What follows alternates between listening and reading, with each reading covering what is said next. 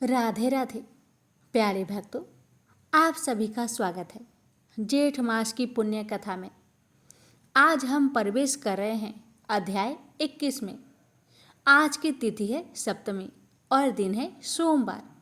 वह दिव्य दिन जो स्वयं भगवान शिव को समर्पित है। सप्तमी तिथि सूर्य देव की आराधना के लिए अत्यंत पुण्यकारी मानी जाती है और सोमवार यह दिन है भगवान शंकर की कृपा पाने का और व्रत उपवास से शिव जी को प्रसन्न करने का। जो भक्त सोमवार के दिन उपवास करते हैं, शिव जी उनकी सभी मनोकामनाएं पूर्ण करते हैं। आज हम आपको सुनाने जा रहे हैं सोमवार का विशेष महत्व। एक ऐसी कथा जो बताती है कि कैसे सोमवार व्रत से जीवन के संकट दूर होते हैं और वैवाहिक सुख, संतान सुख और शांति प्राप्त होती है। इसके पश्चात हम सुनेंगे जेठ मास की कथा अध्याय 21, जिसमें छिपा है धर्म, भक्ति और जीवन के गहरे रहस्यों का अमूल्य संदेश। तो आइए मन को शांत करें, श्रद्धा से भरे और जुड़ जाए इस पावन यात्रा में, जहाँ हर कथा में छिपा है भगवान की कृपा। जय श्री हरि, जय श्री गणेश, हर हर महादेव। तो आइए सुनते हैं सोमवार शिव जी की कथा। मनुष्य के कर्म फल का भंडार अक्षय है। उसे भोगने के लिए जीव 84 लाख योनियों में शरीर धारण करता आ रहा है। समस्त जीव को अपने द्वारा किए गए शुभ अथवा अशुभ कर्मों का फल निश्चित रूप से भोगना ही पड़ता है। आज जो इंद्र है वह अपने पहले के जन्मों में कभी कीड़ा हो सकता है तथा पहले का कीट आज अपने सत्कर्मों से इंद्र बन सकता है। कर्म की गति जानने में देवता भी समर्थ नहीं है। मानव की बात तो क्या है। इसलिए कहा गया है कर्मों की गति बड़ी गहन और न्यारी होती है। कर्म फल के विलक्षण प्रभाव को दिखलाता राजा बलि का जीवन। आइए श्रवण करते हैं इस कथा में। पौराणिक मान्यता के अनुसार राजा बलि पूर्व जन्म में जुआरी था। एक दिन उसे जुए में कहीं से कुछ पैसे मिले।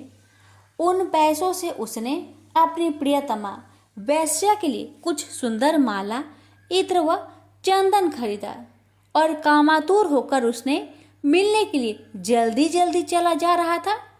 तभी एक पत्थर से ठोकर खाकर वह मूर्छित हो गया। कुछ देर में जब होश आया तो उसने अनुभव किया कि मेरी मृत्यु अब निकट है। पूर्व जन्म के किसी पुण्य से उसके मन में सद्बुद्धि उत्पन्न हुई और वैराग्य जगा। जुआरी ने कभी किसी महात्मा से सुना था कि कोई भी वस्तु शिव अर्पण कर देने से बहुत पुण्य होता है। उसने सोचा माला, इत्र, चंदन तो प्रियतमा तक पहुंच नहीं सकता। शिव अर्पण कर देने से कुछ अच्छा होगा तो हो जाएगा, अन्यथा मर तो रहा ही हूँ और माला, इत्र, चंदन भी जमीन पर गिरकर बेकार जा रहे हैं। यही सोचकर जुआरी ने माला, इत्र व चंदन भगवान शिव को अर्पण कर दिया। जुआरी की मृत्यु होने पर यमराज के दूत उसे पकड़ कर ले गए।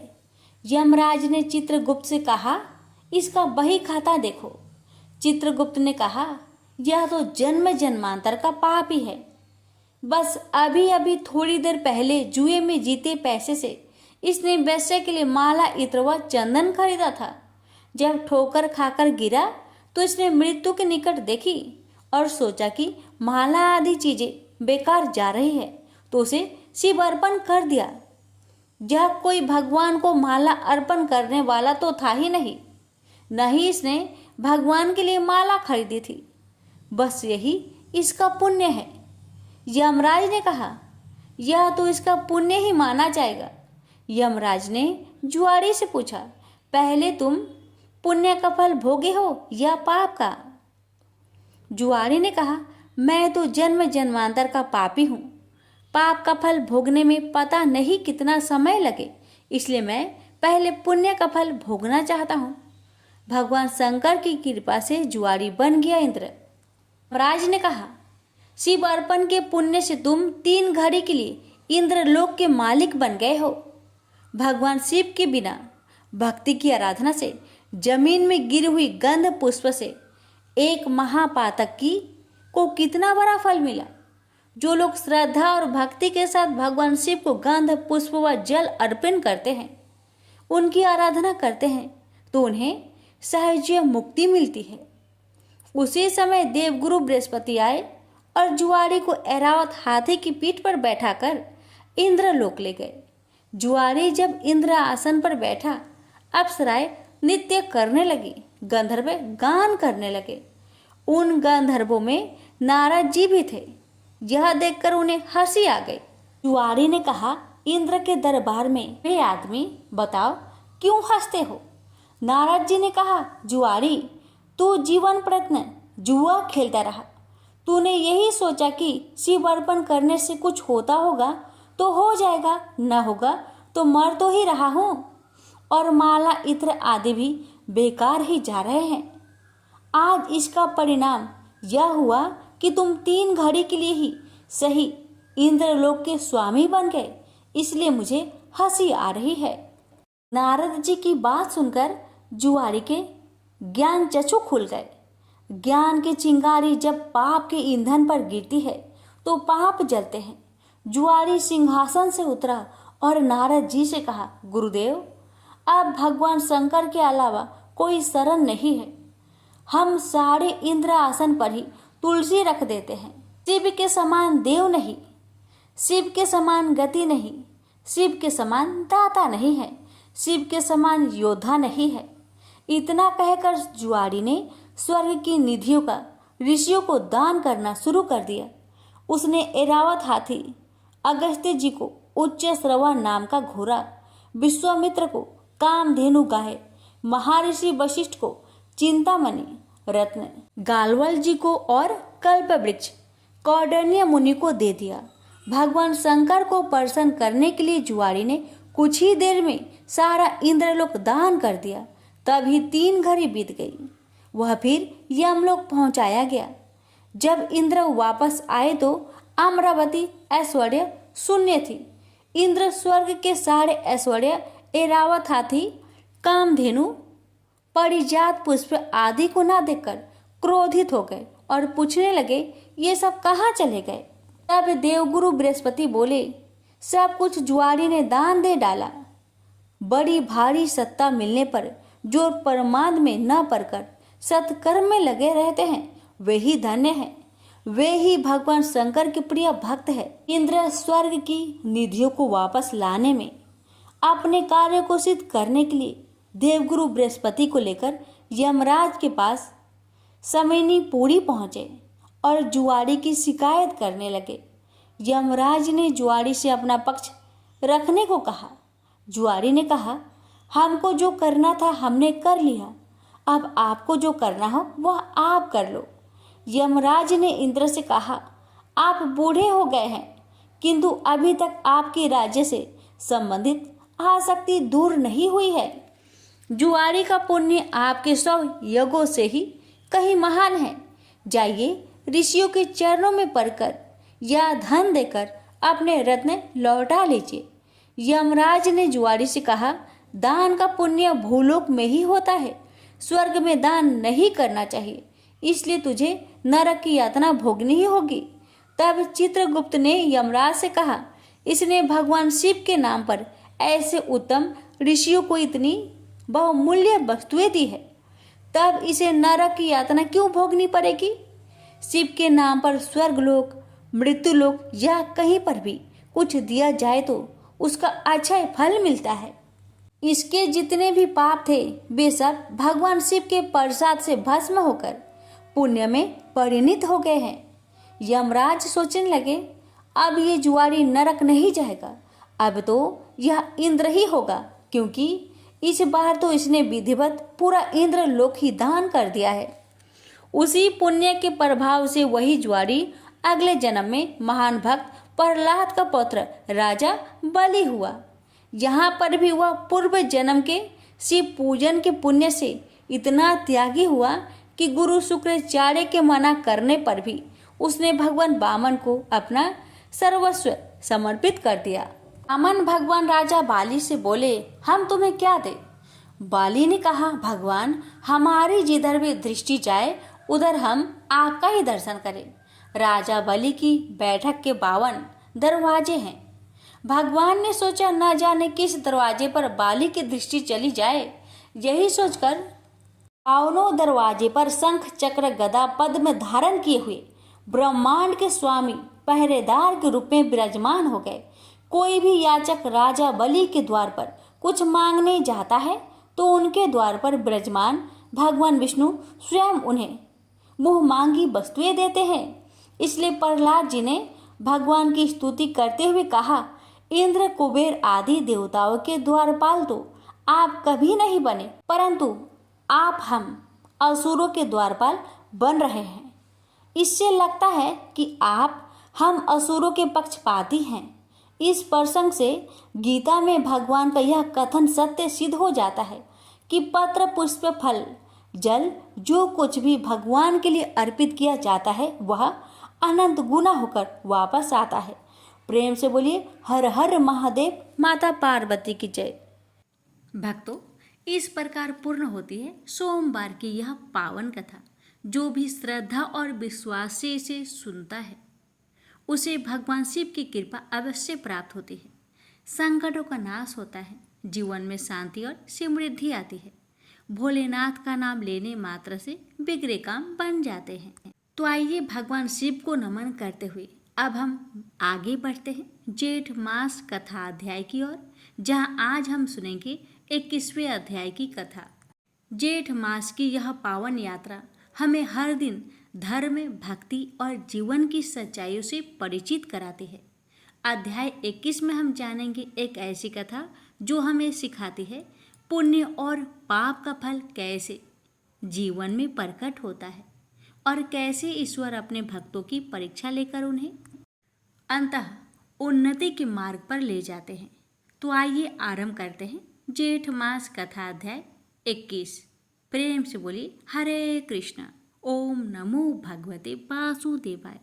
भक्तों, आगे सूत जी कहते हैं, भगवान श्री कृष्ण के प्यारे सखा अर्जुन एक तो पहले ही श्री कृष्ण के विरह से क्रीस हो रहे थे। उस पर राजा युधिष्ठिर ने उनकी विषादग्रस्त मुद्रा देखकर उसके विषय में कई प्रकार की आशंकाएं करते हुए प्रश्नों की झड़ी लगा दी। शोक से अर्जुन का मुख और हृदय कमल सूख गया था, चेहरा फीका पड़ गया था। वे उन्हीं भगवान श्री कृष्ण के ध्यान में डूब रहे थे कि बड़े भाइयों के प्रश्न का कुछ भी उत्तर ना दे सके। श्री कृष्ण की आंखों से ओझल हो जाने के कारण वे बढ़ी हुई प्रेम जनित उत्कंठा के पराबस हो रहे थे। रथ हाँकने, टहलने आदि के समय भगवान ने उनके साथ जो मित्रता, अभिनय, हृदयता और प्रेम से भरे हुए व्यवहार किए थे उनकी याद पर याद आ रही थी। बड़े कष्ट से उन्होंने अपने शोक का वेग रोका, हाथ से नेत्र के आंसू पोंछे और फिर रूधे हुए गले से अपने बड़े भाई महाराज युधिष्ठिर से कहा। अर्जुन बोले, महाराज, मेरे ममेरे भाई अथवा अत्यंत घनिष्ठ मित्र रूप धारण कर श्री कृष्ण ने मुझे ठग लिया। मेरे जिस परबल पराक्रम से बड़े बड़े देवता भी आश्चर्य में डूब जाते थे उसे श्री कृष्ण ने मुझसे छीन लिया। जैसे यह शरीर प्राण से रहित होने पर मृतक कहलाता है, वैसे ही उनके क्षण भर के वियोग से यह संसार अप्रिय दिखने लगता है। उनके आश्रय से द्रौपदी स्वयंवर में राजा द्रुपद के घर आए हुए कामोन्त राजाओं का तेज मैंने हरण कर लिया। धनुष पर बाण चढ़ाकर मत्स्य वेद किया और इस प्रकार द्रौपदी को प्राप्त किया था। उनकी सन्निधि मात्र से मैंने समस्त देवताओं के साथ इंद्र को अपने बल से जीतकर अग्निदेव को उनकी तृप्ति के लिए खांडव वन का दान कर दिया और मय दानव की निर्माण की हुई अलौकिक कला कौशल से युक्त मायामयी सभा प्राप्त की और आपके यज्ञ में सब ओर से आकर राजाओं ने अनेकों प्रकार की भेंट समर्पित की। 10,000 हाथियों की शक्ति और बल से संपन्न आपके इन छोटे भाई भीमसेन ने उन्हीं की शक्ति से राजाओं के सिर पर पैर रखने वाले अभिमानी जरासंध का वध किया था। तदंतर उन्हीं भगवान ने उन बहुत से राजाओं को मुक्त किया जिनको जरासंध के महाभैरव यज्ञ में बलि चढ़ने के लिए बंदी बना रखा था। उन सब राजाओं ने आपके यज्ञ में अनेकों प्रकार के उपहार दिए थे। महारानी द्रौपदी राजसूय यज्ञ के महान अभिषेक के पवित्र हुए। अपने उन सुंदर केशों को जिन्हें दुष्टों ने भारी सभा में छूने का साहस किया था बिखरकर तथा आंखों में आंसू भरकर जब श्री कृष्ण के चरणों में गिर पड़ी तब उन्होंने उसके सामने उसके और घोर अपमान का बदला लेने की प्रतिज्ञा करके उन ध्रुतों की स्त्रियों की ऐसी दशा कर दी कि वे विधवा हो गई और उन्हें अपने केस अपने हाथों खोल देने पड़े। वनवास के समय हमारे बेरी दुर्योधन के षड्यंत्र से 10,000 शिष्यों को साथ बैठाकर भोजन करने वाले महर्षि दुर्वासा ने हमें दुस्तर संकट में डाल दिया था। उस समय उन्होंने द्रौपदी के पात्र में बची हुई साग की एक पत्ती का ही भोग लगाकर हमारी रक्षा की। उनके ऐसा करते ही नदी में स्नान करती हुई मुनि मंडलों को ऐसा प्रतीत हुआ मानो उनकी तो बात ही क्या, सारी त्रिलोकी ही तृप्त हो गई है। उनके प्रताप से मैंने युद्ध में पार्वती सहित भगवान शंकर को आश्चर्य में डाल दिया था तथा उन्होंने मुझको अपना पशुपत नामक अस्त्र दिया। साथ ही दूसरे लोकपालों ने भी प्रसन्न होकर अपने अपने अस्त्र मुझे दिए और तो क्या, उनकी कृपा से मैं इसी शरीर से स्वर्ग में गया और देवराज इंद्र की सभा में उनके बराबर आधे आसन पर बैठने का सम्मान मैंने प्राप्त किया।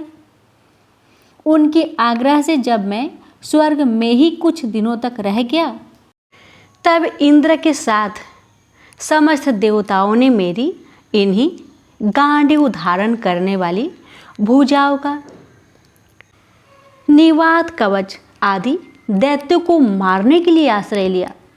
महाराज, यह सब जिनकी महती कृपा का फल था, उन्हीं पुरुषोत्तम भगवान श्री कृष्ण ने मुझे आज ठग लिया। महाराज, कौरव की सेना भीष्म द्रोण आदि अजय महामत्यों से पूर्ण अपार समुद्र के समान दुस्तर थी, परंतु उनका आश्रय ग्रहण करके अकेले ही रथ पर सवार हो मैं उसे पार कर गया। उन्हीं की सहायता से आपको याद होगा मैंने शत्रुओं से राजा विराट का सारा गोधन तो वापस ले ही लिया था, साथ ही उनके सिरों पर से चमकते हुए मणिमय मुकुट तथा अंगों के अलंकार तक छीन लिए थे। भाई जी, कौरव की सेना भीष्म, कर्ण, द्रोण, शल्य तथा अन्य बड़े बड़े राजाओं और क्षत्रिय वीरों के रथों से शोभ्यमान थी। उसके सामने मेरे आगे आगे चलकर वे अपनी दृष्टि से ही उन महारथी युद्ध पतियों की आयु, मन, उत्साह और बल को छीन लिया करते थे। द्रोणाचार्य, भीष्म, कर्ण, भूरिश्रवा, सुशर्मा, शल्य, जयद्रथ और ब्राहिक आदि वीरों ने मुझ पर अपने कभी न चुकने वाले अस्त्र चलाए थे, परंतु जैसे हिरण्यकशिपु आदि दैत्यों के अस्त्र शस्त्र भगवान भक्त प्रहलाद का स्पर्श नहीं करते थे, वैसे ही उनकी शास्त्र मुझे छू तक नहीं सके। यह श्री कृष्ण के भुज दंडों की छत्र छाया में रहने का ही प्रभाव था। श्रेष्ठ पुरुष संसार से मुक्त होने के लिए जिनके चरण कमलों का सेवन करते हैं, अपने आप तक को दे डालने वाले उन भगवान को मुझ दुर्बुद्धि ने सारथी तक बना डाला। आहा, जिस समय मेरे घोड़े थक गए थे और मैं रथ से उतरकर पृथ्वी पर खड़ा था, उस समय बड़े बड़े महारथी शत्रु भी मुझ पर प्रहार न कर सके, क्योंकि श्री कृष्ण के प्रभाव से उनकी बुद्धि मारी गई थी।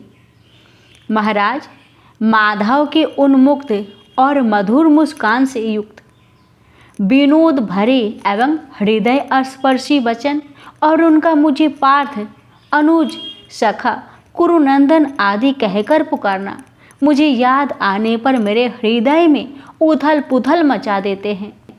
सोने, बैठने, टहलने और अपने संबंध में बड़ी बड़ी बातें करने तथा भोजन आदि करने में हम प्राय एक साथ रहा करते थे। किसी किसी दिन में वैगस्य उन्हें कह बैठता, मित्र, तुम तो बड़े सत्यवादी हो। उस समय भी वे महापुरुष अपने महाअनुभाव तक के कारण जैसे मित्र अपने मित्र का और पिता अपने पुत्र का अपराध सह लेता है, उसी प्रकार मुझ दुर्बुद्धि के अपराधों को सह लिया करते थे। महाराज, जो मेरे सखा प्रिय मित्र नहीं मेरे हृदय ही थे, उन्हीं पुरुषोत्तम भगवान से मैं रहित हो गया हूँ। भगवान की पत्नियों को द्वारिका से अपने साथ ला रहा था, परंतु मार्ग में दुष्ट गोपों ने मुझे एक अबला की भांति हरा दिया और मैं उनकी रक्षा न कर सका। वही मेरा गांडीव धनुष है, वे ही वाहन हैं, वे ही रथ है, वे ही घोड़े हैं और वो ही मैं रथी अर्जुन हूँ, जिसके सामने बड़े बड़े राजा लोग सिर झुकाया करते थे। श्री कृष्ण के बिना ये सब एक ही क्षण में नहीं के समान सार शून्य हो गए। ठीक उसी तरह जैसे भस्म में डाली हुई आहुति, कपट भरी सेवा और ऊपर में बोया हुआ बीज व्यर्थ जाता है। राजन, आपने द्वारिकावासी अपने जिस सुहद संबंधियों की बात पूछी है, वे ब्राह्मण के श्रापवश मोहग्रस्त हो गए और बारूनी मदिरा के पान से मदोमत होकर अपरिचितों की भांति आपस में ही एक दूसरे से भिड़ गए और घूसों से मार पीट कर सब के सब नष्ट हो गए। उनमें से केवल 4-5 ही बचे हैं। वास्तव में यह सर्वशक्तिमान भगवान की ही लीला है कि संसार के प्राणी परस्पर एक दूसरे का पालन पोषण भी करते हैं और एक दूसरे को मार भी डालते हैं। राजन, जिस प्रकार जलचरों में बड़े जंतु छोटे को बलवान, दुर्बलों को एवं बड़े और बलवान भी परस्पर एक दूसरे को खा जाते हैं, उसी प्रकार अतिशय बली और बड़े यदुवंशियों के द्वारा भगवान ने दूसरे राजाओं का संहार कराया। तत्पश्चात यदुवंशियों के द्वारा ही एक से दूसरे यदुवंशी का नाश करा के पूर्ण रूप से पृथ्वी का भार उतार दिया।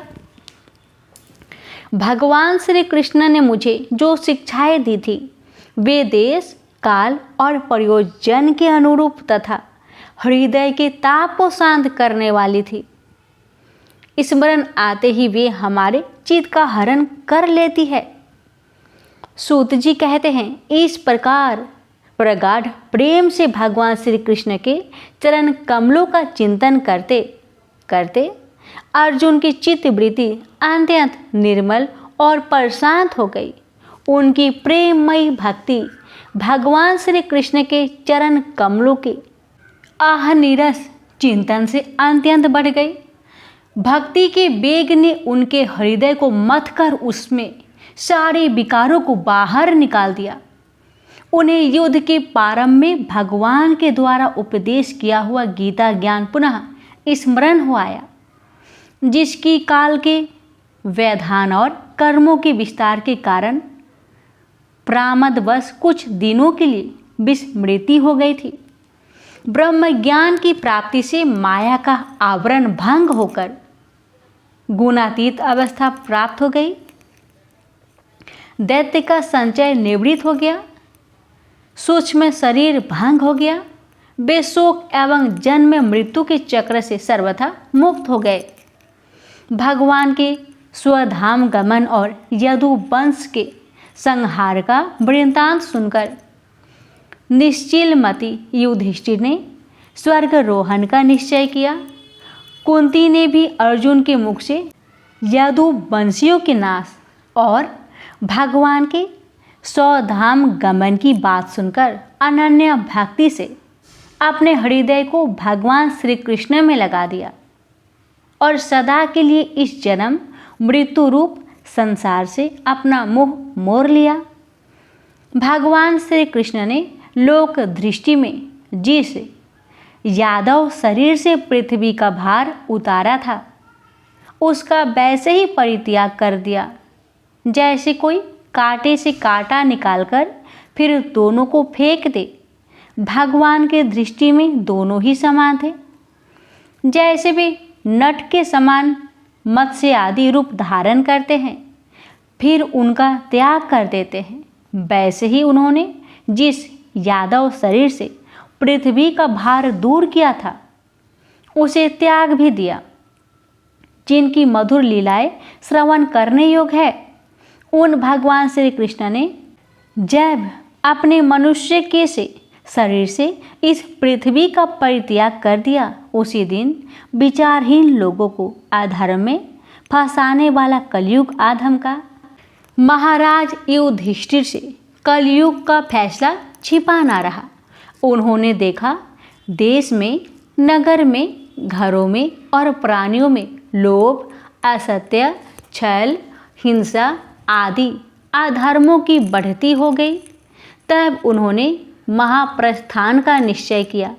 उन्होंने अपने विनयी पौत्र परीक्षित को, जो गुणों में उन्हीं के समान थे, समुद्र से घिरी हुई पृथ्वी के सम्राट पद पर हस्तिनापुर में अभिषिक्त किया।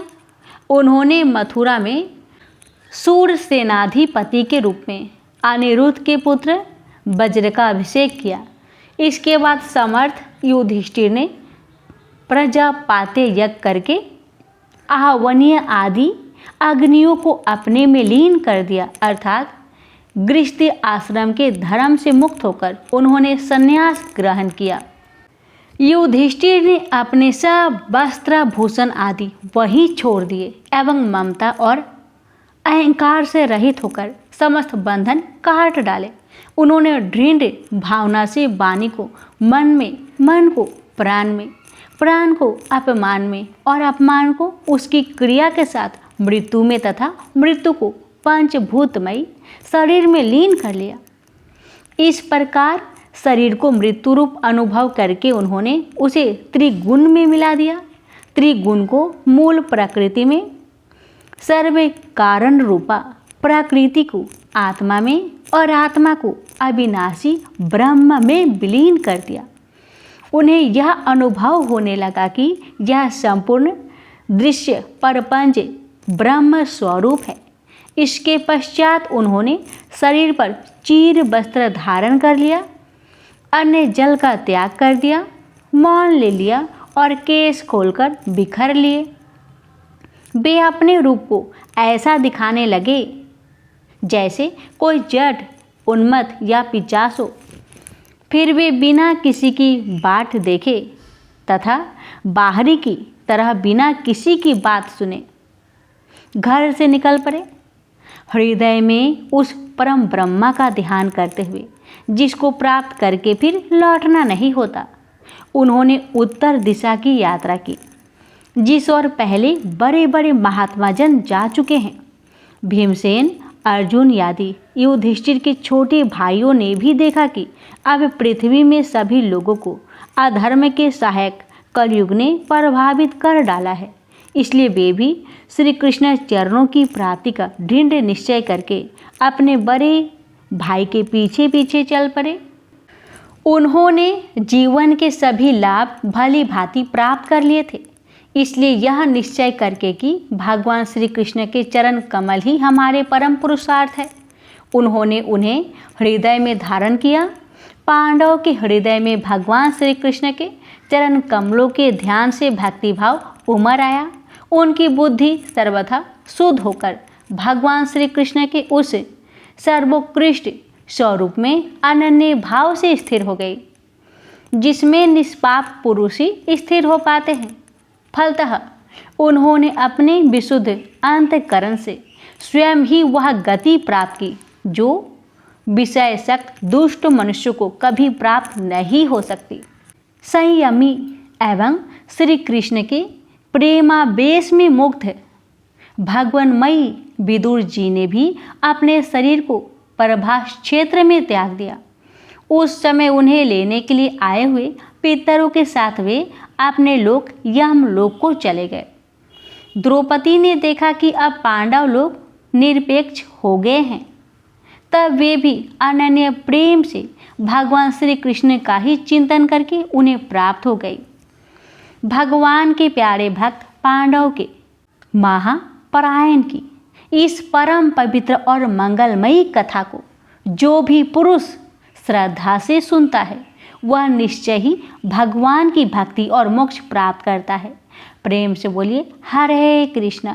भक्तों, इस प्रकार श्रीमद् भागवत महापुराण की 21वां अध्याय पूर्ण होता है। यह अध्याय हमें ईश्वर की महिमा, भक्ति की शक्ति और जीवन की सच्चाइयों से साक्षात्कार कराता है। श्रीमद् भागवत का प्रत्येक श्लोक अमृत है जो जीवन को बदलने की शक्ति रखता है।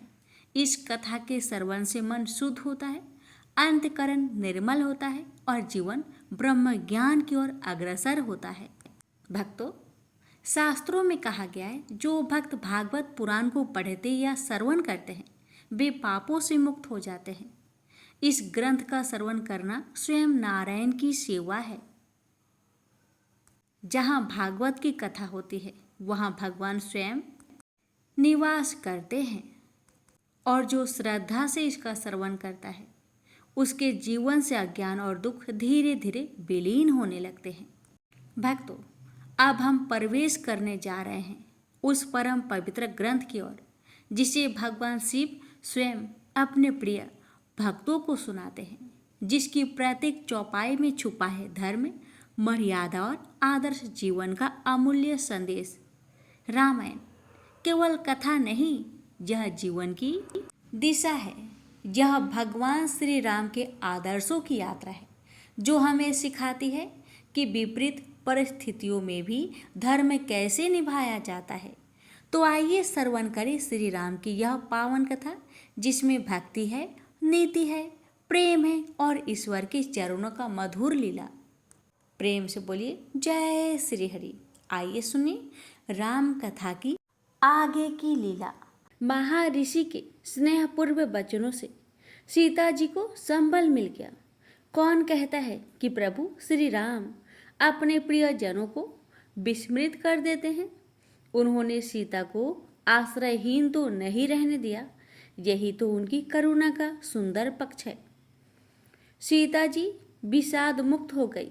महर्षि वाल्मीकि की उन्हें पिता के रूप में मिल गए और समाज कितना भी निष्ठुर हो, एक स्त्री सदैव अपने पिता के पास अपने को सुरक्षित और निर्भय महसूस करेगी।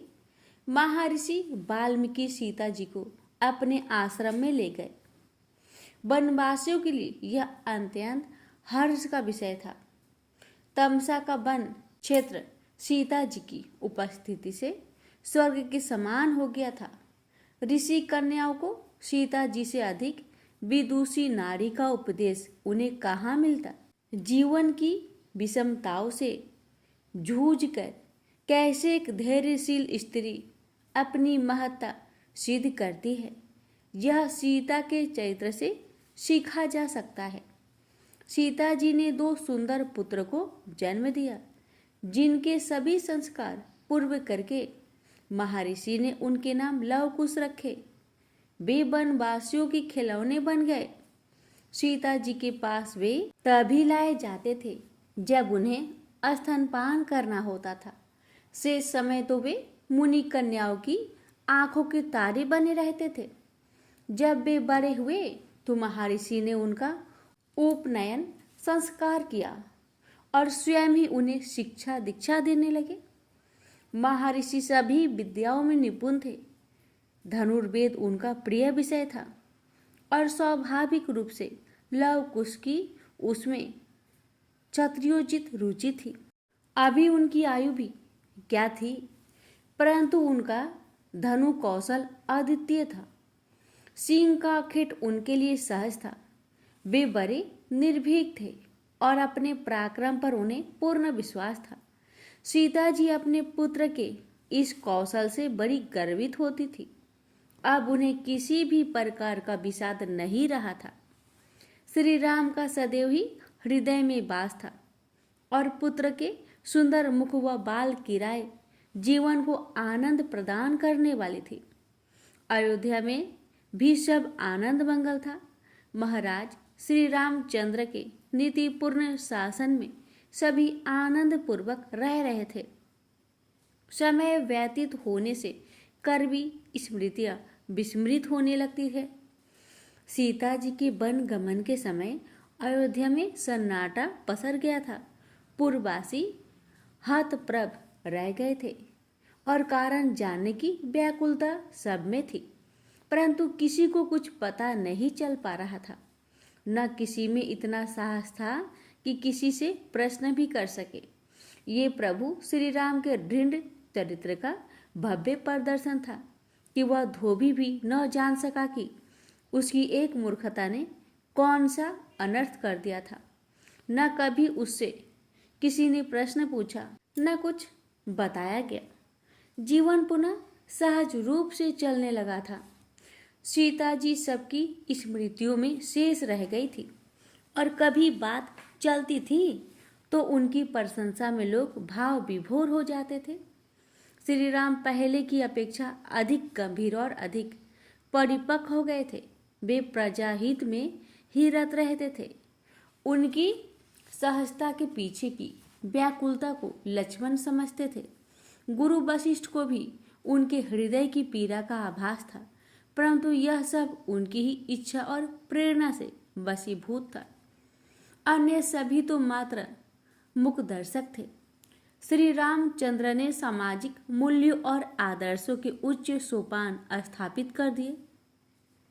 यथा राजा तथा प्रजा की सुक्ति के अनुसार प्रजा उनका अनुसरण करती थी। राम राज्य में सर्वत्र शांति और समृद्धि थी। एक दिन प्रभु श्री राम ने गुरु वशिष्ठ को बुलाकर अश्वमेध यज्ञ करने की इच्छा प्रकट की। ऐसे कितने ही यज्ञ वे कर चुके थे और उनका यज्ञ अश्व सारे भूमंडल पर निर्विघ्न विचरण करके लौट आता था। कभी किसी ने उसे रोकने का साहस न किया था। श्री राम का पराक्रम सर्वदा स्थापित हो गया था। फिर भी प्रभु की ऐसी इच्छा अवश्य ही किसी उद्देश्य की सिद्ध के लिए ही थी। गुरु वशिष्ठ ने उनकी सद इच्छा की पूर्ति में एक समस्या बताई कि सीता जी के बिना किसी यज्ञ का फल प्राप्त नहीं हो सकता था। वेद वर्णित यज्ञ नियम कहते हैं कि पत्नी के जीवित रहते उसे विलग होकर कोई भी धर्म कार्य करने से उसका पुण्य प्रभाव क्षीण हो जाता है। श्री राम गुरुदेव की ओर गंभीरता से देखते हुए धीरे से मुस्कुराए। जो संभव ना हो सके उसके उपाय किए जाते हैं। गुरुदेव समझ गए कि श्री राम क्या चाहते हैं। वेद वर्णित उपाय था। ऐसी परिस्थिति में पत्नी की स्वर्ण प्रतिमा बनवाकर पति के वाम अंग में स्थापित कर देने से भी यज्ञ संपन्न हो जाता था। श्री राम ने इस वेद समस्त उपाय को स्वीकार कर लिया। गुरु वशिष्ठ ने अश्व यज्ञ की तैयारियां आरंभ कर दी। स्वर्णकारों को सीता जी की स्वर्ण प्रतिमा बनाने का निर्देश दे दिया गया। सभी राजाओं को महाराज श्री रामचंद्र के अश्वमेध यज्ञ का निमंत्रण भेज दिया गया। यह एक प्रकार की राजनीतिक चेतावनी भी मानी जाती थी। अश्व का निमंत्रण संबंधित राजा को यह बताता था कि वह राजा राघवेंद्र श्री रामचंद्र के अश्व यज्ञ को अपनी राज्य सीमाओं से निर्विघ्न गुजर जाने देकर अयोध्या की अधीनता को स्वीकार करते हैं। अयोध्या में उत्सव आरंभ हो गए थे। घर घर में मंगलाचरण होने लगे। यज्ञ का अश्व आ गया, जो देखने में ही देवताओं का अश्व लगता था। अश्व यज्ञ का आरंभ हो गया। विशाल यज्ञ मंडप में शतकुंडी वेदियां बनी थी। मुख्य वेदी के समीप ही धीर गंभीर श्री रामचंद्र बैठे थे। उनके बाईं ओर सीता जी की प्रतिरूप स्वरूप स्वर्ण प्रतिमा सजीव लग रही थी। पूर्ववासियों को जानकी जी का स्मरण हो आया और उनके नेत्र सजल हो उठे। लक्ष्मण उद्विग्न थे। सीता जी जीवित है, फिर भी प्रभु इतने कठोर हो गए कि उपाय से कार्य सिद्ध करना स्वीकार किया। परंतु अपने मन की व्यथा किससे कहे। भारत, शत्रुघ्न और अन्य सभी राजकुल के सदस्यों ने 1000 बार लक्ष्मण से ही प्रश्न किए थे कि अंतिम बार सीता उनके ही साथ वन भ्रमण पर गई थी, फिर ऐसा क्या हुआ कि वो लौटी नहीं। लक्ष्मण ने किसी को कोई उत्तर नहीं दिया और मौन ही रहे। आज सीता जी की प्रतिमा ने बहुत से हृदय उद्गिन्न कर दिए थे। वशिष्ठ जी ने दूर दूर से श्रेष्ठ ब्राह्मणों को बुलाया था, जो वेदियों पर बैठे स्वर मंत्रोच्चारण कर रहे थे। श्री राम जिस वेदी पर बैठे थे, वहां वामदेव जी महाराज यज्ञ संपन्न करा रहे थे। यज्ञ के अश्व को भली प्रकार सुसज्जित तैयार कर दिया गया था। स्वर्ण जनित जीन और चांदी का छत्र उस पर रख दिया गया था और स्वर्ण पत्र पर चेतावनी पात्रिका अंकित कर दी गई थी। यह अश्व भूमंडल के चक्रवर्ती सम्राट रघुकुल शिरोमणि महाराज श्री रामचंद्र के यज्ञ का अश्व है। इस यज्ञ के अश्व के रक्षक परम पराक्रमी श्री लक्ष्मण हैं, जिनके बाण स्वयं इंद्र भी नहीं साध सकते। कोई भी व्यक्ति इस अश्व का मार्ग बाधित करने का दुस्साहस ना करे, अन्यथा लक्ष्मण जी के क्रोध का परिणाम जो भी होगा, उसका उत्तरदायित्व स्वयं उसका होगा। श्री राम के आदेश पर लक्ष्मण ने अपने धनुष बाण उठा लिए थे और रक्षक दल तुरंत उनके साथ चलने के लिए तैयार था। श्री राम ने हनुमान को भी लक्ष्मण के साथ जाने का आदेश दिया। श्री राम का यह आदेश भी रहस्यमयी था। सारा संसार लक्ष्मण के अतुलनीय बल को जानता था। फिर इस भूमंडल पर यज्ञ के अश्व के लिए अवरोध कहाँ है? किसका इतना साहस है कि उस चेतावनी पात्रिका में रक्षक का नाम लक्ष्मण अंकित होते हुए भी कोई अपनी मृत्यु को निमंत्रण देगा? श्री राम फिर भी हनुमान को सहायक के रूप में जाने का आदेश दे रहे थे। प्रभु को लक्ष्मण के पराक्रम पर संदेह मुख से कुछ नहीं कह पाते, परंतु यह पीड़ा उनके नेत्रों में छलक आई थी। श्री राम उनके मनोभाव समझ गए थे। यह प्रश्न तो सभी के मन में उठा था कि क्या अश्व की रक्षा में लक्ष्मण समर्थ नहीं होंगे? आज से पूर्व अयोध्या में जितने भी अश्वमेध यज्ञ हुए थे और उनके अश्व रक्षक लक्ष्मण ही बनाए गए थे, इनमें कभी कोई गतिरोध नहीं हुआ था। सभी यज्ञ सफलतापूर्वक संपन्न हुए थे। फिर इस बार ऐसा क्यों? श्री राम ने सबकी जिज्ञासा जान ली। सबकी संतुष्टि ही उनका स्वभाव है।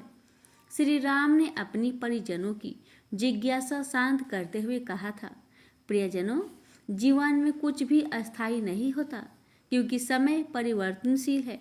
भौतिक स्वभाव वाले सभी गुण भी अस्थायी होते हैं। कदाचित यह आवश्यक नहीं कि जो पहले कभी न हुआ वह कभी भी नहीं होगा। क्या पता देव ने क्या सोच रखा है। अतिरिक्त सुरक्षा, सजगता और सहायता जीवन के लिए लाभप्रद होते हैं। इसमें किसी प्रकार का संचय क्यों किया जाए। लक्ष्मण सदैव प्रभु के समीप रहे थे और उनके विचारों से भली भांति परिचित भी थे। वे समझ गए कि प्रभु अकारण ही ऐसा आदेश नहीं दे सकते, अवश्य कुछ घटित होने वाला है। गुरु वशिष्ठ ने अश्व के प्रस्थान की वैदिक क्रियाएं संपन्न करा दी और प्रभु श्री राम से विनय की कि वे अश्व को स्वतंत्र विचरण का आदेश प्रदान करें। श्री राम ने अश्व के बंधन खोलकर उसके मस्तक पर हाथ रखा और उसे मंडप से बाहर जाने वाले मार्ग पर छोड़ दिया। अश्व स्वतंत्र होकर वहां से चल पड़ा। लक्ष्मण ने गुरुजनों और श्री राम से विदा ली। हनुमान ने भी प्रभु श्री राम और गुरुजनों से आज्ञा लेकर अपनी गदा उठाई और लक्ष्मण के सहायक बनकर अश्व की रक्षा में चल दिए। परंपरा के अनुसार विशाल सैन्य दल भी उनके साथ चल पड़ा। अश्व की रक्षा के जो भी नियम थे, लक्ष्मण उनका पालन कर रहे थे। अश्वारोही दल की एक टुकड़ी अश्व से पर्याप्त दूरी बनाए रखकर उस पर दृष्टि रख रही थी।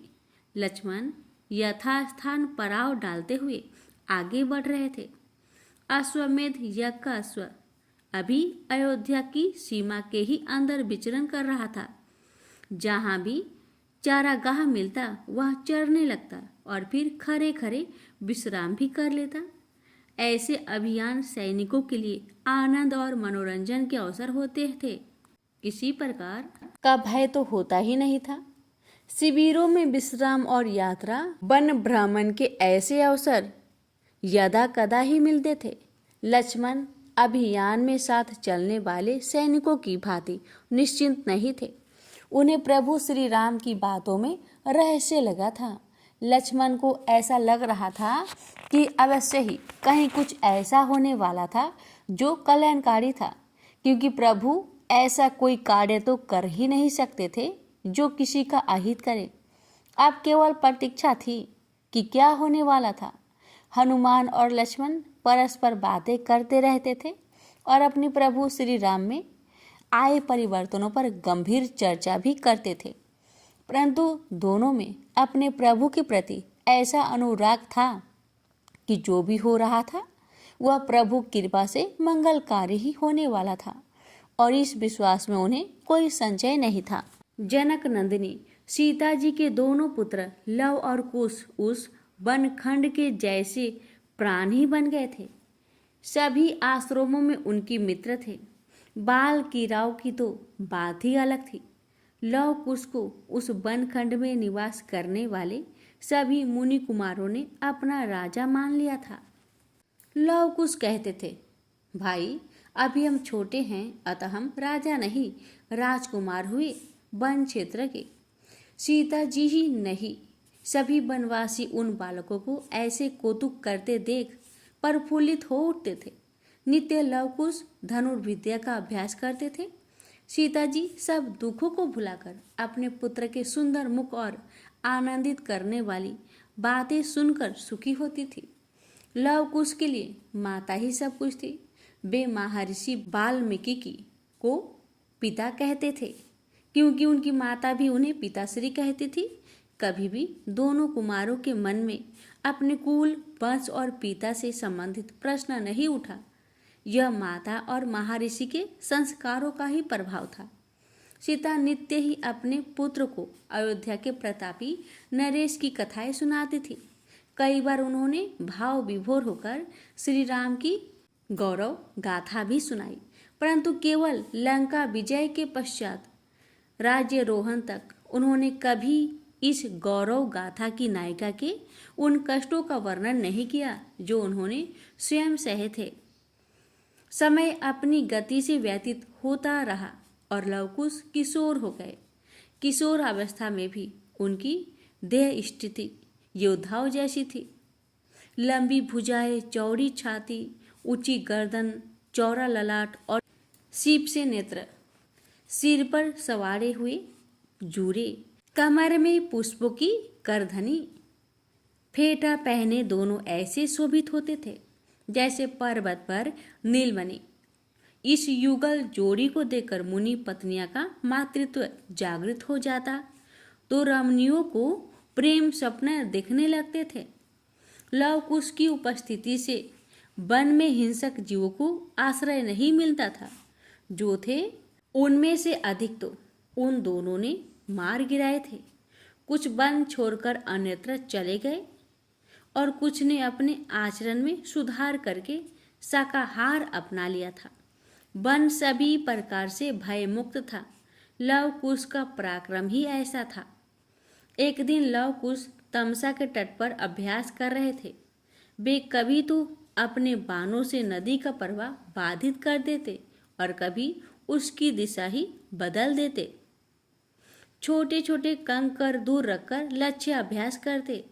महर्षि ने उन्हें अब यह कहकर सिखाना ही छोड़ दिया था कि धनुर्विद्या का कोई ऐसा विषय नहीं रहा जिसमें वो पारंगत ना हो गए हो।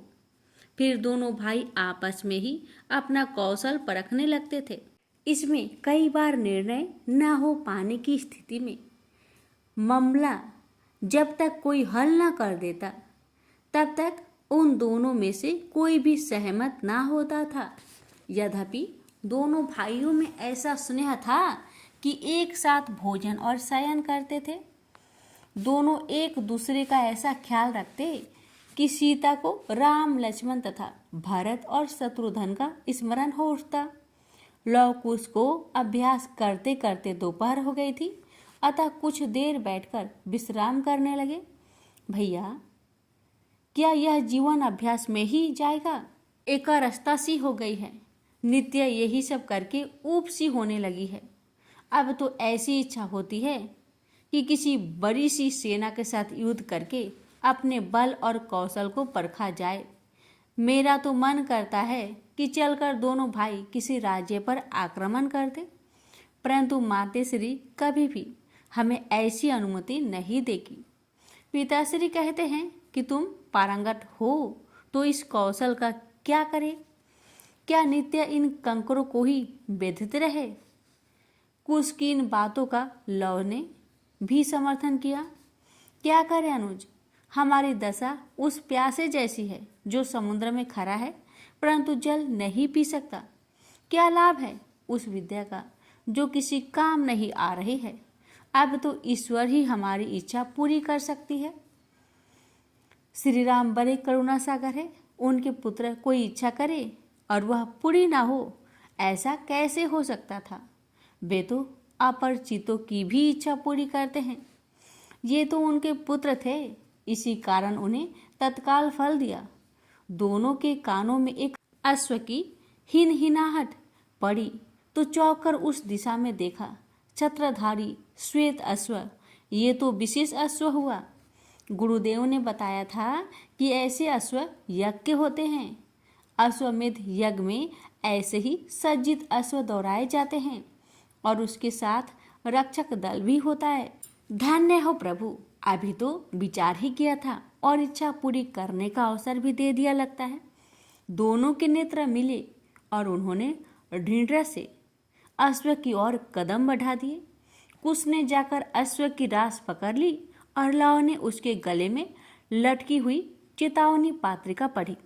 अनुज, ये तो हमारे ही राज्य के महाराज श्री रामचंद्र का अश्व है और इसके रक्षक महापराक्रमी लक्ष्मण हैं। उनके साथ बड़ी सेना भी है। चेतावनी है कि कोई इसे पकड़ने का दुस्साहस ना करे, अन्यथा मृत्यु को निमंत्रण देगा। अनुज, ये तो अभिमान भरा यज्ञ हुआ और यह अश्व अपने ही राज्य की सीमा में वन खंडों में क्यों घूम रहा है? राज्य बल की परीक्षा तो सीमावर्ती राज्य बल से होती है। अपने ही राज्य की सीमा में यज्ञ के अश्व का विचरण तो राजा के द्वारा भय फैलाना है। चलो अपना कौशल भी परखा जाए और अन्य लोग भी भयभीत हो जाएंगे। अश्व को पैर से बांधो और प्रतीक्षा करो। दोनों ने मिलकर अश्व को बांध दिया। अश्व का रक्षक दल शीघ्र ही वहां आ गया था और दो मुनि कुमारों द्वारा अश्व को बंधन बनाने पर आश्चर्यचकित था। रक्षक दल ने नायक से कहा, मुनि कुमारों, प्रतीत होता है कि तुम निरक्षर हो, जो चेतावनी पत्रिका नहीं पढ़ी, अन्यथा ऐसा दुस्साहस नहीं करते। चलो अब अश्व को मुक्त कर दो और जाकर अपने माता पिता से कहना कि वे तुम्हें किसी गुरुकुल में शिक्षा प्रदान कराए। निरक्षर व्यक्ति निर्देश नहीं पढ़ पाता और तुम्हारी भांति भूल कर बैठता है। हम तुम्हारी भूल क्षमा कर देते हैं। लव कुश ने यह सुनकर बाल सुलभ मुस्कान से रक्षकों को भी और आश्चर्य में डाल दिया। बड़े ही निर्भीक और उद्दंड मुनि कुमार हैं। नायक का संकेत पाकर कुछ अश्वारोही अश्व से नीचे उतरे और अश्व को बंधन मुक्त कराने के लिए आगे बढ़े। कुश ने उनकी चेष्टा को भांपकर तत्काल फुर्ती से 4 बाण छोड़कर उनके हाथों को घायल कर दिया तो वे चीख कर पीछे हटे। नायक सन्न रह गया, क्योंकि उसने इतनी फुर्ती से बाण चलाते कभी किसी को न देखा था। 4 रक्षक घायल हो गए थे, अतः लक्ष्मण जी को सूचना देना ही श्रेयस्कर था। उसने लव कुश से कहा, मुनि कुमारों, तुम्हारी धृष्टता ने तुम्हें बड़े संकट में डाल दिया है। तुम्हारे माता पिता को तुम्हारी मूर्खता के कारण दुख भोगना होगा। इतना कहकर वह अपने दल के साथ वहां से चला गया। लव कुश ने हाथ मिलाए और बैठ गए। लव ने कुश से कहा, अनुज, सुना है कि लक्ष्मण अत्यंत पराक्रमी है। आज तो बड़ा सुनहरा अवसर मिला है बल परखने का। हमें तो पता ही नहीं कि हमने कितना कौशल है। आज ज्ञात हो जाएगा। यदि कोई कमी हुई तो पिताश्री से निवेदन करेंगे कि अभी और सिखाए। कुश तनिक उत्साही भी था और दुस्साही भी। उसे अपने कौशल पर संदेह नहीं था। वह बोला, भैया, यदि हम दोनों साथ हैं तो स्वयं इंद्र भी सेना सहित आ जाए तो भी हमें परास्त न कर सकेगा। लक्ष्मण के सामने आज हम दोनों अपना पराक्रम सिद्ध कर देंगे।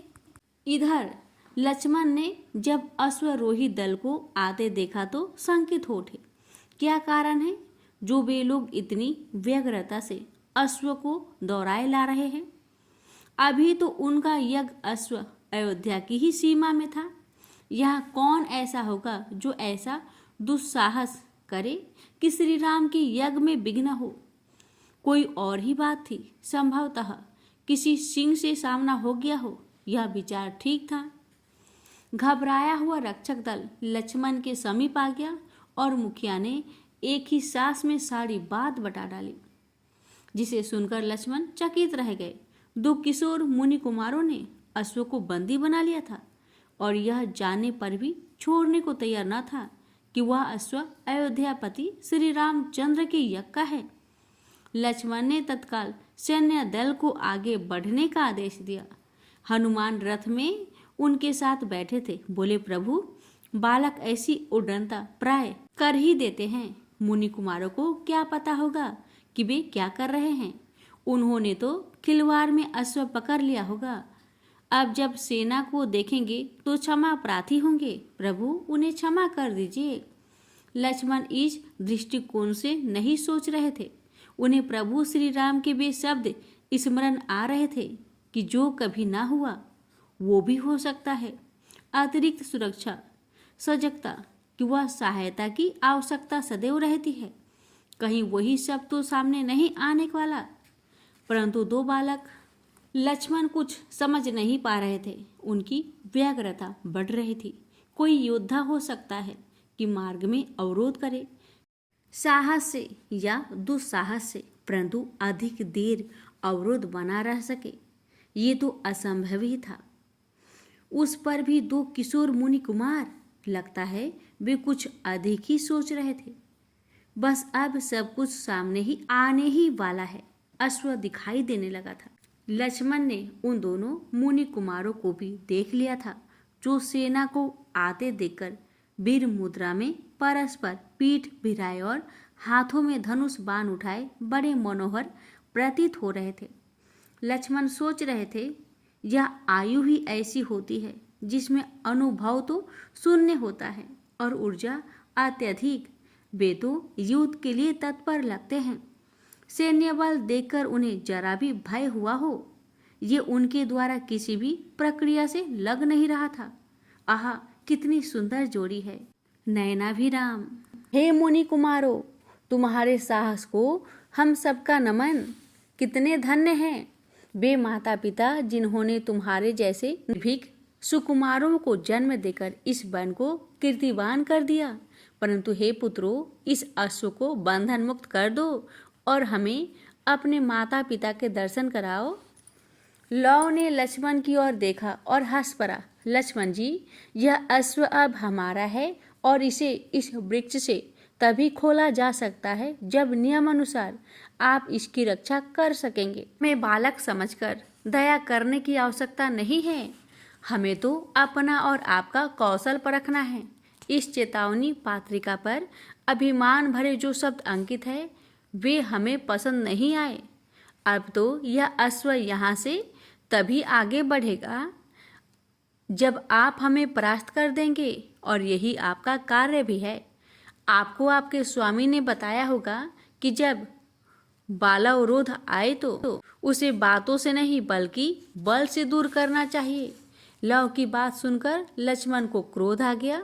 हनुमान तो दोनों कुमारों की छवि में ही सम्मोहित हो गए और बात को बिगड़ती देख आगे आकर बोले, हे योद्धाओं, तुम्हारे युद्ध के लिए तत्पर हो जाना ही तुम्हारे लिए विजय हुई।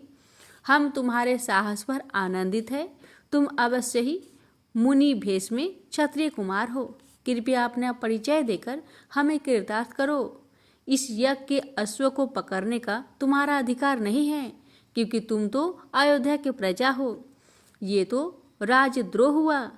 इस आयु में प्राय ऐसी भूलें हो जाती है, परंतु प्रभु श्री राम तो दया के सागर है और उनके ही अनुज लक्ष्मण भी दयालु हैं। युद्ध की बात मत करो, क्योंकि तुम अभी अपना हित अहित नहीं समझते। तुम लक्ष्मण के विषय में नहीं जानते। इन्होंने ऐसे ऐसे योद्धाओं को रणभूमि में सुलाया है जिनके नाम से इंद्र भी भयभीत होते थे। जब तक विपक्षी के विषय में पूरी जानकारी ना हो तब तक युद्ध जैसा निर्णय नहीं लेना चाहिए। हनुमान की बात सुनकर कुश ने उत्तर दिया, हे महाबली, हम आपको प्रणाम करते हैं, क्योंकि आपके कुछ कौतुक हमने भी सुने हैं। समुद्र का उल्लंघन, सिंहिका, लंकिनी और कालनेमी का वध, द्रोण पर्वत को जड़ से उखाड़ लाना आदि आदि। आपके अपार बल को हमारा प्रणाम है। परंतु हे महावीर, हमें आप भयभीत क्यों कर रहे हैं? बालक जानकर ही ना। तो क्या हमारे हाथों में धनुष बाण सजावट के लिए है? आपने हमें राजद्रोही कह दिया तो शिक्षा क्यों दे रहे हैं? दंड दीजिए। आप ये भी कहते हैं कि हमें अश्व को पकड़ने का अधिकार ही नहीं है, तो इस प्रकार की विनय चेतावनी पत्रिका में स्पष्ट करनी थी कि प्रजावासी कृपया अश्व ना पकड़े। जब प्रजा को भी चुनौती दी गई है तो इस राजभिमान से हम संतुष्ट नहीं। लक्ष्मण तिलमिला गए। मुनि कुमार दुस्साहसी नहीं, बाचाल भी थे और उनके शब्दों में जैसे विष भरा था। ऐसे उद्दंड बालकों को समझना भी व्यर्थ है, उन्हें तो दंडित करना ही ठीक है। लक्ष्मण ने सोचा, प्राण लेने जैसा दंड तो ठीक नहीं, परंतु ऐसी सीख तो देनी ही थी जिससे उन्हें भविष्य में ऐसी भूल ना करने की सीख मिले। लक्ष्मण ने अपना धनुष उठाकर साधारण सा बाण उस पर चढ़ाया ही था कि हतप्रभ रह गए। उनके धनुष को काट दिया गया। आश्चर्य यह था कि कोई भी बालक बाण चलाते नहीं दिखाई दिया था। इतनी फुर्ती, इतना कौशल। लक्ष्मण ने तत्काल दूसरा धनुष उठाया और बाण वर्षा कर दी।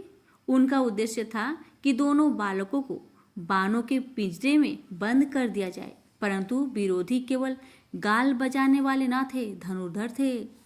लक्ष्मण का एक भी बाण उनके समीप तक नहीं पहुंचा था और दोनों ने उन्हें हवा में ही काटकर चितरा दिया था। लौ कुश के धनु कौशल को देखकर लक्ष्मण सहित सभी स्तब्ध रह गए। भूल उन बालकों का नहीं की जो इतनी बड़ी सेना देखकर भी किंचित भय न माने। भूल उनकी थी जो उन्हें निरीह बालक समझ बैठे थे।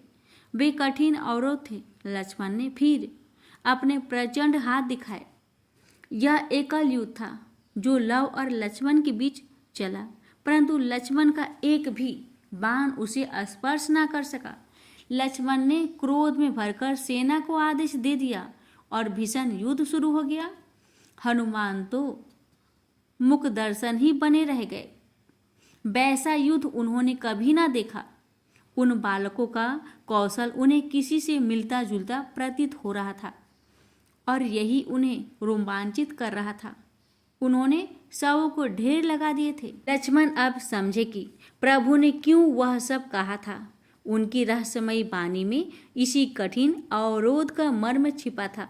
अब दयालुता नहीं, सेना का संहार हुआ जा रहा था और बालकों पर दया करना व्यर्थ था। लक्ष्मण ने दिव्य बाणों का प्रयोग आरंभ कर दिया था, परंतु यह देखकर उन्हें आश्चर्य हुआ कि उन मुनि कुमार ने उनके सभी दिव्य शस्त्र विफल कर दिए। अब अंतिम बाण मृत्यु बाण ही था।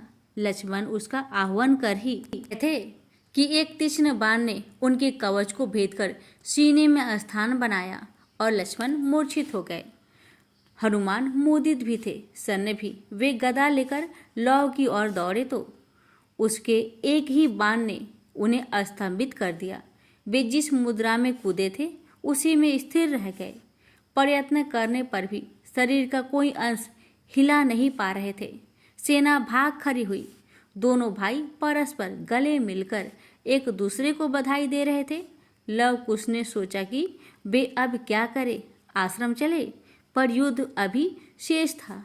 यज्ञ का अश्व बंदी बनाया था तो उसके नियम थे। अश्व के मूल स्वामी को परास्त किए बिना अश्व विजित नहीं होता।